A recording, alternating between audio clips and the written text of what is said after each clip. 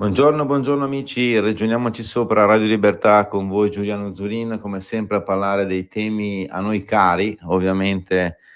quelli che riguardano le regioni e in particolar modo l'autonomia. Abbiamo visto i risultati elettorali, abbiamo letto tutti, diciamo, sentito in TV di questa ultima tornata di voto amministrativo, chiamiamolo così, anche se è interessato 3 grosse regioni, più o meno 13 milioni gli elettori chiamati alle urne, anche se poi l'affluenza è stata meno della metà. Vabbè, va anche detto che cioè siamo a fine novembre,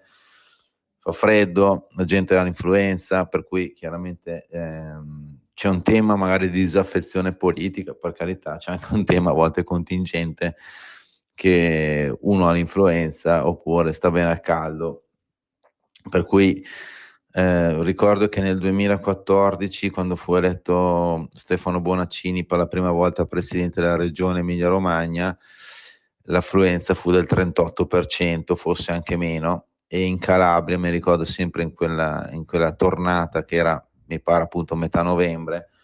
l'affluenza in Calabria era sotto il 30%, per cui non è che sia la prima e forse non sarà neanche l'ultima volta che l'affluenza è in calo. Certo, è una cosa che deve chiaramente far riflettere i partiti, i cittadini stessi ovviamente, perché sono loro i protagonisti. Se un cittadino non va a esercitare il proprio diritto di esprimere una preferenza per chi dovrebbe essere il proprio amministratore, vuol dire che forse o non gli interessa o quel partito, il politico non parla la lingua del cittadino o che il cittadino ritiene che quello di cui parlano i politici forse non sono i temi che a lui interessano. Detto ciò, però, bisogna tenere in considerazione due cose, perché un filo conduttore di queste regionali è la parola autonomia, autonomia differenziata. Pochi giorni fa, 4-5 giorni prima del voto regionale, Roberto Calderoli è andato fisicamente nella sede di 4 regioni, Veneto, Lombardia, Piemonte e Liguria, Venezia, Milano, Torino e Genova, per siglare 4 preintese elettorali, non elettorali, scusate, sull'autonomia differenziata. 4 preintese che abbiamo spiegato anche la settimana scorsa, alla fine forse vedranno la luce in termini di efficacia, forse a fine legislatura, magari forse anche meno, comunque ci vorrà mesi, ecco, un annetto forse per arrivare poi a essere in pratica, ma soprattutto c'è da capire poi tutto il tema dei LEP, cioè i livelli essenziali di prestazione, nel senso queste 4 preintese riguardano materie che sono le professioni, la protezione civile, la previdenza integrativa e complementare e un raccordo sulla gestione finanziaria dei fondi sanitari, che in teoria non hanno bisogno di LEP, però la consulta, quando è intervenuta sulla legge Calderoli, ricordiamo tutti i ricorsi di 4 regioni guidate dal centro-sinistra per bloccare in tutti i modi la riforma Calderoli, che però è stata avvallata la consulta con dei correttivi. Fra questi correttivi, appunto, dicevamo, c'è quello che in teoria anche le materie non LEP dovrebbero attendere la definizione dei LEP. Definizione dei LEP, che livelli essenziali di prestazione, ovvero diciamo quel minimo sindacale garantito nell'offerta dei servizi ai cittadini di un determinato territorio, LEP che dovrebbero essere fissati, o almeno i criteri essere fissati all'interno dell'attuale legge di bilancio, quindi in teoria dal 2 gennaio, vabbè poi sono le vacanze, ma comunque dal 7-8 gennaio si può partire con dei criteri per determinarli, in modo da arrivare, come ha detto il ministro Roberto Calderoli, il ministro dell'autonomia e comunque ufficialmente degli affari regionali, appunto, a determinarli entro fine legislatura. Manca un anno e mezzo, insomma ci siamo. È vero che uno potrebbe dire, cavolo, in Lombardia e Veneto abbiamo votato nel 2017 un referendum confermativo per avere più autonomia. Sì, è anche vero che 4-5 governi si sono cimentati per dare più autonomia. Si erano già firmate le preintese addirittura col governo Gentiloni, poi con il governo Conte 1, quando la ministra Stefani firmò ancora delle preintese, addirittura anche mettendoci, diciamo, delle cifre accanto alle preintese. Poi però sappiamo che c'è stato il Covid, c'è stato il governo giallo-rosso, c'è stato il governo Draghi, forse con la Gelmini stavamo arrivando a una conclusione tra l'altro che coinvolgeva pure presidenti di centrosinistra come all'epoca Stefano Bonaccini ed Eugenio Giani, rispettivamente numeri 1 di Emilia Romagna all'epoca e di Toscana, salvo poi cambiare idea, il centrosinistra ha cambiato idea, per cui hanno detto l'autonomia è una battaglia della Lega, quindi s'arrangi. Che è un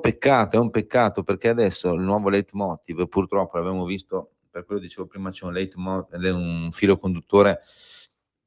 che lega queste ultime regionali all'autonomia, nel senso che c'è stata la polemica contro Calderoli appunto che è andato a siglare le intese preelettorali, le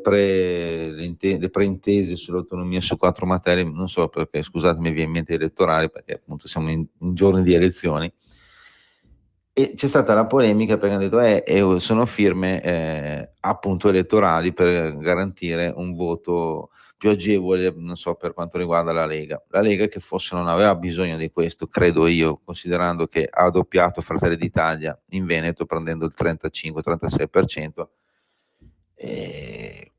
non penso che proprio sia stata quella sigla lì, quella firma lì che abbia spostato decine o centinaia di migliaia di voti, no? Diciamo, cioè, se no vuol dire che si considerano i cittadini dei cretini, cosa che immagino non lo siano dei cretini cittadini. Anzi, forse quelli che considerano dei cretini i cittadini sono dei cretini, questo potrebbe essere. Per cui, voglio dire, in Veneto, sì, certo, se consideriamo anche oltre la Lega, la Liga Veneta che ha preso quasi il 2%, e la lista Resistere di Zumski, che è vero che l'hanno etichettata tutti come Novax, però è una lista molto autonomista, quasi indipendentista, paradossalmente, sempre legata alle istanze del Veneto, che ha preso più o meno il 5%, insomma siamo oltre il 40-45%, sul 40-45% di elettori che sono fortemente autonomisti in una regione che storicamente ha fatto dell'autonomismo una delle sue bandiere. E per cui credo che alla fine il percorso sia tracciato, si dovrà andare avanti. Anche Alberto Stefani, il nuovo presidente della Regione Veneto, il più giovane presidente di regione d'Italia, 33 anni, credo che anche lui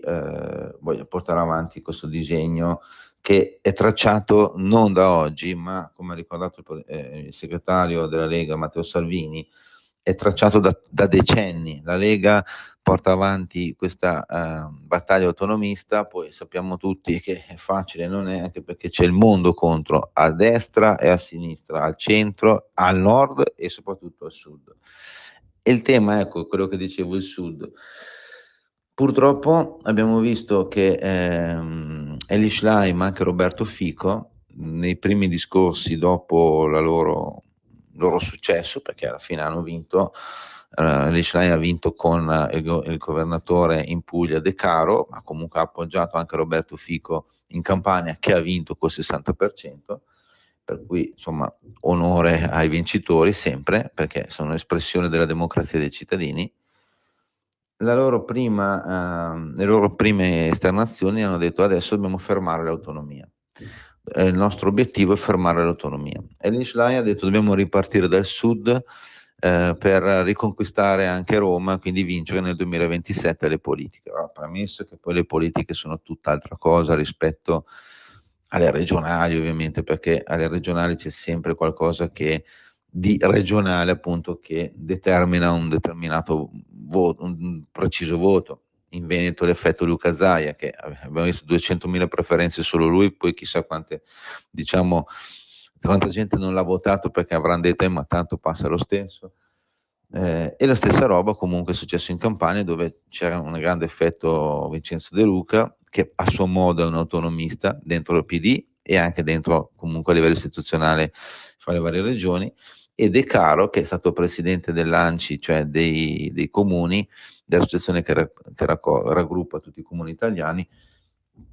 a suo modo è un autonomista, così come lo era Michele Emiliano, il predecessore di De Caro, che era appunto a suo modo autonomista, sia a livello politico e partitico che anche nella sostanza, proprio per quanto riguarda la gestione, no? Diciamo così, della cosa pubblica. Ora,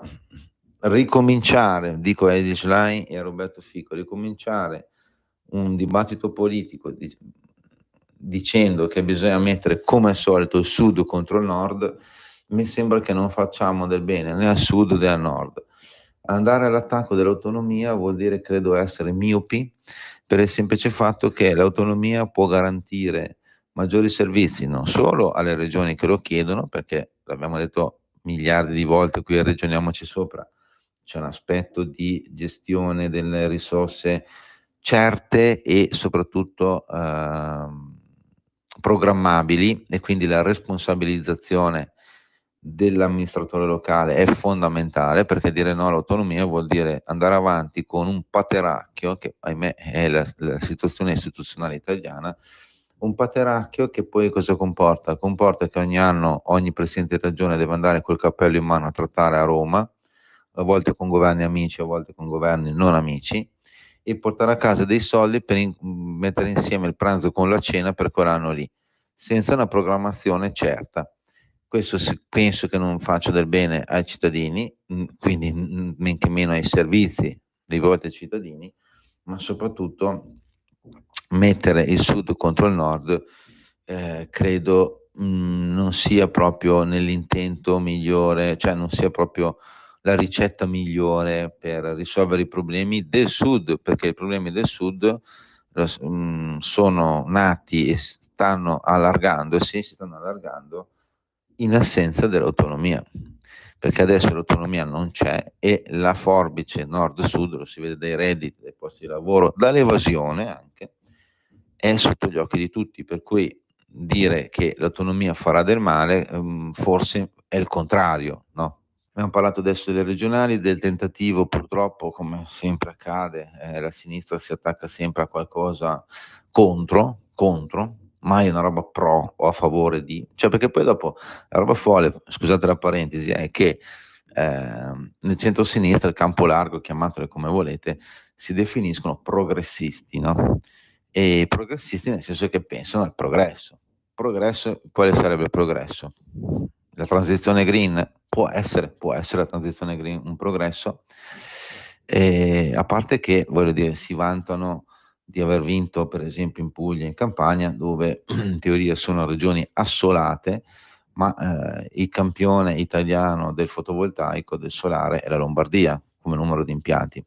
Chiusiamo la parentesi. Seconda autodefinizione, diciamo, del centro-sinistra campo largo è quello di, oltre che progressisti, riformisti. E quali riforme portano avanti? Perché le riforme sono, non so, il diritto al fine vita, l'aborto, cioè dei diritti individuali che ci mancherebbe, ognuno ha la sua idea ed è stralegittima, il Parlamento ne discute, la società civile ne discute, e poi si arriverà forse, immagino, spero, a una conclusione in una maniera o nell'altra. Ma quelle riforme che invece dovrebbero essere all'ordine del giorno, ovvero come migliorare l'efficienza dello Stato italiano, perché uno dei problemi veramente, l'ha detto una volta il ministro Giorgetti, ancora durante il governo Draghi, paradossalmente, quando era ministro dello sviluppo economico, uno dei problemi dell'Italia è la PA, ma non perché adesso chi lavora nella PA è un cretino, anzi ci mancherebbe, fa il suo dovere come tutti i lavoratori.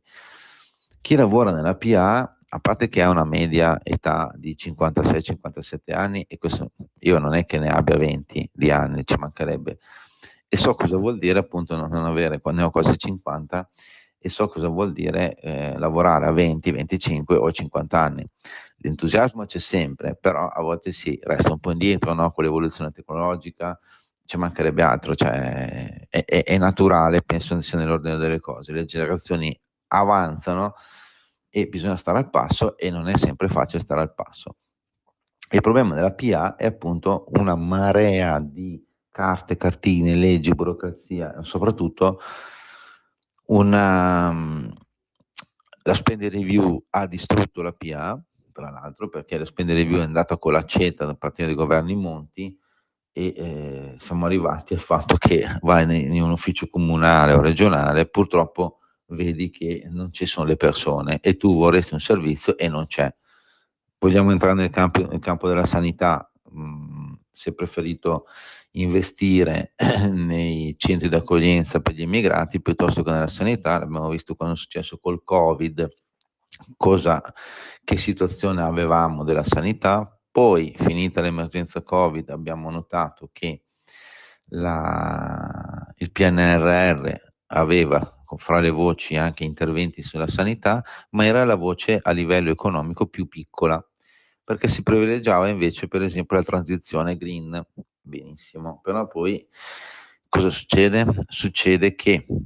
in Lombardia, in Veneto, in Emilia-Romagna, soprattutto, arrivano persone da altre regioni, soprattutto dal sud, per curarsi. Luca Zaia racconta sempre questo aneddoto che una volta va al sud, credo in Puglia, e lui gli dica ma qual è la cosa migliore qui per quanto riguarda la sanità? E il cittadino risponde il treno che mi porta al nord per curarmi non per patologie rare, particolari, dove ci mancherebbe, è giusto che un cittadino, essendo la sanità unica in Italia, tra virgolette, nel senso che un cittadino italiano può andare a curarsi ovunque, è universale. Un conto è andare per una patologia specifica, un conto è andare per patologie che potrebbero in teoria essere curate anche in loco. E credo che una persona che abita, che ne so, a Catanzaro, non abbia piacere di finire in provincia di Verona per curarsi, prima perché ci sono degli esborsi economici per andare su, per poi ci sono dei parenti che devono stare vicino alla persona curata o malata che spendono a loro volta, e comunque non sei vicino a casa tua, che insomma, vedere tutti noi quando abbiamo avuto anche 37,1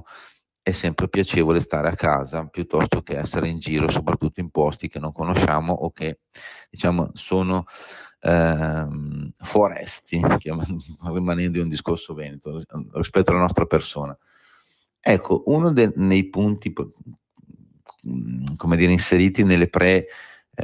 intese per l'autonomia è quello del maggiore raccordo per quanto riguarda la gestione della finanza pubblica dei fondi sanitari. Allora, un conto a spanne vede che il Veneto potrebbe avere 300 milioni in più, la Lombardia 600 milioni in più, anche perché la Lombardia c'ha il doppio di abitanti, insomma più o meno 1 miliardo in più per 2 regioni, con 1 miliardo da poter destinare per esempio a aumentare lo stipendio degli infermieri, aumentare lo stipendio dei medici. Questo perché? Perché per esempio in Veneto la sanità pubblica potrebbe trattenere delle professionalità, delle risorse in ambito sanitario affinché non vadano nel campo privato, perché legittimamente se un infermiere dice nel privato mi danno 4.000 euro al mese, nel pubblico prendo 2.000, capirai, io provo ad andare nel privato, come farebbe chiunque di noi, ovviamente. Per quanto riguarda la Lombardia c'è invece una concorrenza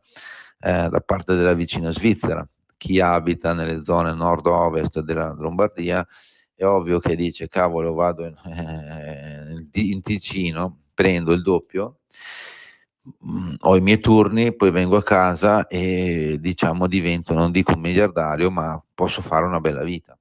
con dei turni ben precisi e tutto quello che ne consegue. Risultato, noi abbiamo una carenza di personale cronica, abbiamo appena detto il PNRR ha pensato di fare le case di comunità inutili, quando invece bisognava investire sugli stipendi per attrarre medici, non solo ottenere quelli italiani, ma anche attirare medici e professionalità dall'estero, a mio modesto avviso, in modo da star meglio noi, perché tanti soldi ci sono per la sanità. Il tema qual è? Che se però non c'hai la persona che porta avanti la cura delle persone, i soldi puoi anche mangiarli. A volte quando sentiamo dire di centrosinistra spesso dice avete dato meno soldi alla sanità rispetto alla Germania, ma a parte che in valore assoluto non è vero, ma se lo raffronti al PIL può anche essere vero. Certo, il problema è che se non hai il medico, non hai l'infermiere, posso avere i soldi, ma ripeto, me li mangio i soldi se io non ho la persona in grado di curare. E quindi ti rivolgi ai gettonisti, c'è gente che la chiami al volo per 1.000 euro, 500 euro per una giornata, che magari sono in pensione, che magari sono stranieri, che magari appunto non fanno il servizio richiesto da parte della comunità. Ora, allora mi domando, Elly Schlein e Roberto Fico dicono no all'autonomia, Ma non conviene invece forse dire sì all'autonomia affinché poi queste regioni, dico Lombardia, Veneto, Piemonte, Liguria, possano avere maggiori risorse per la sanità? Allora, innanzitutto possono queste regioni dove comunque vivono, vogliamo essere 20-25 milioni di abitanti, cioè quasi metà degli italiani. Allora, innanzitutto possono garantire la sanità e abbattere le liste d'attesa in questi territori, che proprio schifo non fanno, anche perché le liste d'attesa sono lunghe proprio perché arriva persone da altre regioni a curarsi in Lombardia, Veneto, Piemonte, Liguria, soprattutto Lombardia e Veneto. Allora, se tu hai i soldi e più personale da poter investire nella tua regione, vuol dire che le liste di attesa le abbatti, fai un servizio al cittadino del tuo territorio, ma anche indirettamente al cittadino di altre regioni, soprattutto del sud, che vengono al nord per curarsi. Punto primo. Punto secondo, può essere comunque un esempio di dire, cavolo, ho dei soldi che, tra virgolette, mi avanzano, che magari non ho potuto investire, ma non perché io, amministratore, sia un cretino, ma perché a volte i vincoli mi impediscono, perché come diciamo sempre, la pubblica amministrazione è un disastro, perché a volte ci sono dei vincoli incomprensibili che ti dicono non puoi spendere i soldi che hai, che è una roba folle, ma purtroppo è così. Quindi, secondo punto, c'è un miglioramento proprio anche nella possibilità di investire nella sanità pubblica e quindi fare del bene ai cittadini. Terzo punto, che è, diciamo, paradossale. La regione Emilia-Romagna, gestita dal PD, ha detto no all'autonomia, però fa un accordo con la Calabria affinché dica mi mandate X persone, non voglio avere un'invasione, tra virgolette, dico male ovviamente, di calabresi che vengano a curarsi in Emilia-Romagna. Allora, a parte che banalmente uno dice, ma scusate, ma è questa la solidarietà che porta avanti la sinistra? Domanda. Secondo punto, in teoria è incostituzionale, perché io non è che posso dire a un cittadino del territorio italiano di non venirsi a curare una struttura italiana. Punto primo. Terzo, ma non conviene a quel punto banalmente dire facciamo l'autonomia, ho le risorse per investire nelle mie strutture, ho i soldi a disposizione, miglioro le strutture, garantisco liste di attesa più snelle, più corte e alla fine faccio del bene, come ripetiamo, ai cittadini di casa mia e a quelli che vengono anche da fuori regione a curarsi.